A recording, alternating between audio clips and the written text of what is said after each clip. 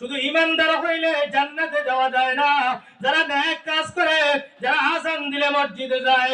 আল্লাহর নবী বলেন আল ফারকু বাইনাল কুফরি ওয়াল মুমিনি আস-সালাহ। ঈমানদার আর বেঈমানের মধ্যে পার্থক্য হলো ঈমানদার নামাজ পড়ে আর বেঈমান নামাজ পড়ে না।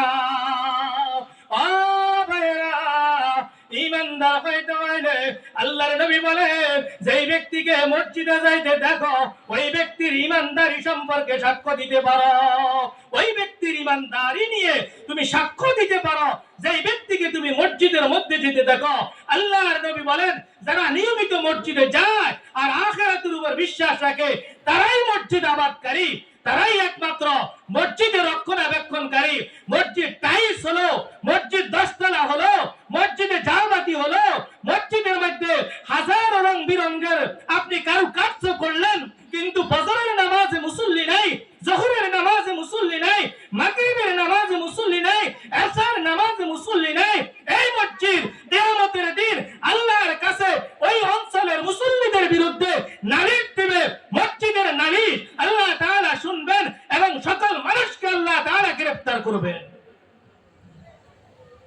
আর কিয়ামতের দিন মসজিদকে যদি আমরা আবাদ করি, মসজিদকে যদি আমরা নামাজ পড়ি, নামাজ বানাই মসজিদকে, মসজিদের মধ্যে যদি আমরা 5 কাজ চালু করতে পারি, কিয়ামতের দিন মসজিদ আমার আপনার পক্ষে সাক্ষী দিবে।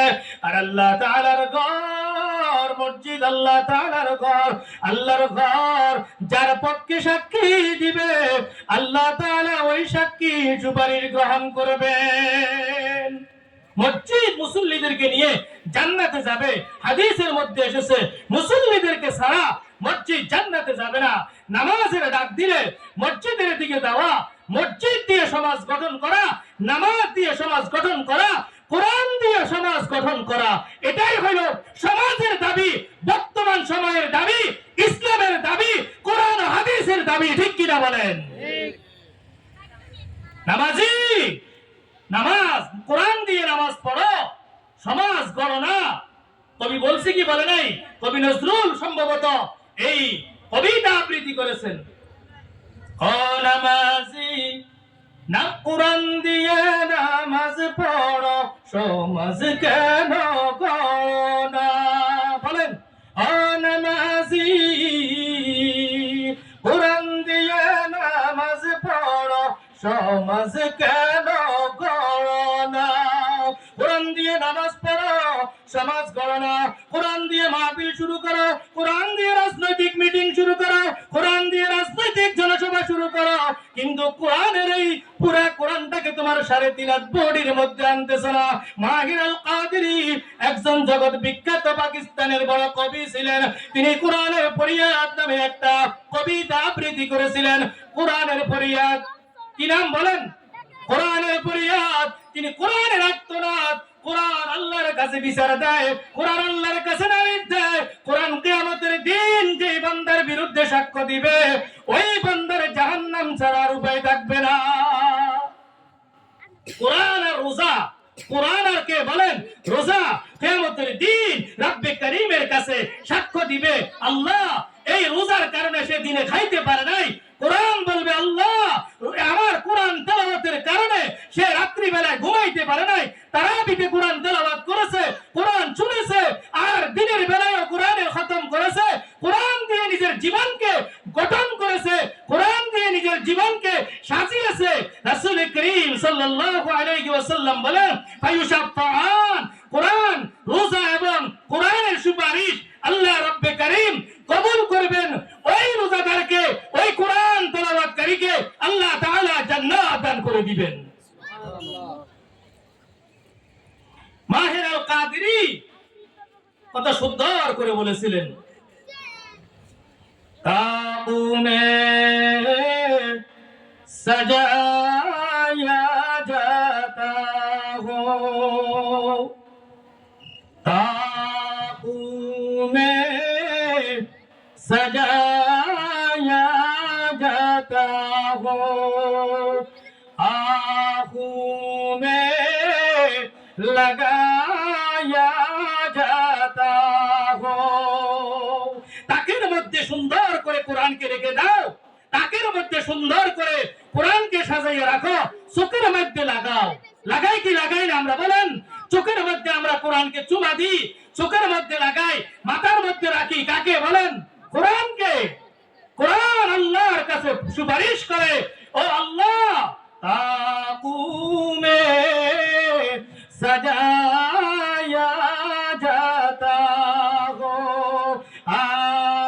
आँखों में लगाया जाता हो, जुस्तान हरीर और रेशम की फिर अतार में खुशबू से बसाया जाता हो, किस बज़्म में मेरी ज़िकीर नहीं, किस उर्स में मेरी धूम नहीं।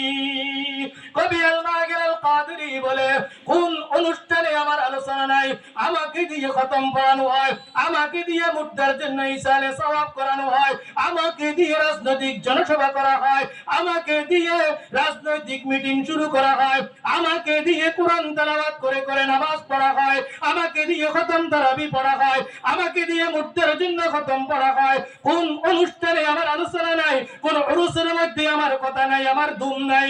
কেসে বাসমা मेरी जिकीर लगी, किस अरस में मेरी धूम लगी, फिर भी मैं अकेला रहता वो।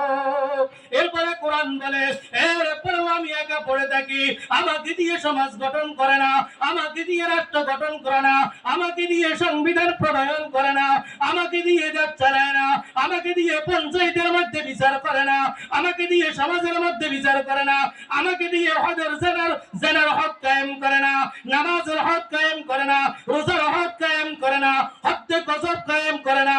আমার কোরআন আমার জায়গায় পড়ে থাকে, আমি কোরআনকে শুধু তেলাওয়াত করা হয়, শুধু অনুষ্ঠানের মধ্যে উদ্বোধন করা হয়, শুধু ইসারে সওয়াবের জন্য খতম করা হয়। फिर भी मैं अकेला रहता हूँ, मुझे साबी कोई मजलूम नहीं। আমার মতো অত্যাচারিত, আমার মতো মাসলুম জগতের মধ্যে আর কেউ নাই। আমাকে দিয়ে কোরআন দিয়ে অনুষ্ঠান শুরু করা হয়, কোরআন দিয়ে মাহফিল শুরু করা হয়, কিন্তু আমি কোরআন দিয়ে সমাজকে গঠন করা হয় না। ও ভাইয়েরা, এজন্য যদি আমরা নেক আমল করতে হয়, নামাজ পড়তে হবে। এক নাম্বার কি বলছি বলেন? ঈমান। কি বলছি বলেন? ঈমান। ঈমান ছাড়া কোনো আমল কবুল হবে না। দুই নাম্বার আমলে সালেহ। এক নম্বরে ঈমানের পরে নামাজ। রব্বে করিম বলেন, আল্লাযীনা ইম্মাক্কান্নাকুম ফিল আরদ আকামুস সালাহ ওয়া আতুজ যাকাহ ওয়া আমারু বিল মা'রুফ ওয়া নাহাউ আনিল মুনকার। রব্বে করিম বলেন, জমিনের মধ্যে যদি তোমাদেরকে আমি শাসন ক্ষমতা দিই, তামকিন দিই, তাহলে তোমরা চারটা কাজ করবে। কয়টা কাজ বলেন? এক নাম্বার হলো নামাজ কায়েম করবা সমাজের মধ্যে। দুই নাম্বার হলো যাকাত সমাজের মধ্যে কায়েম করবা, যাকাত উসুল করবা, সমাজ থেকে ধনীদের থেকে নিয়ে গরিবদের মধ্যে বন্টন করে দিবা। আমারু বিল মা'রুফ, সৎ কাজের আদেশ দিবে। যত অন্যায় কাজ হয়, যত জুলুম হয়, যত জুয়া খেলা হয়, যত তাস খেলা হয়, সবগুলোকে তোমরা নিষেধ করে দিবে। ওয়া নাহাউ আনিল মুনকার, অসৎ কাজ থেকে মানুষকে নিষেধ করবে। এই চারটি কাজ আমাদের জন্য ঈমানের পরে হলো গুরুত্বপূর্ণ।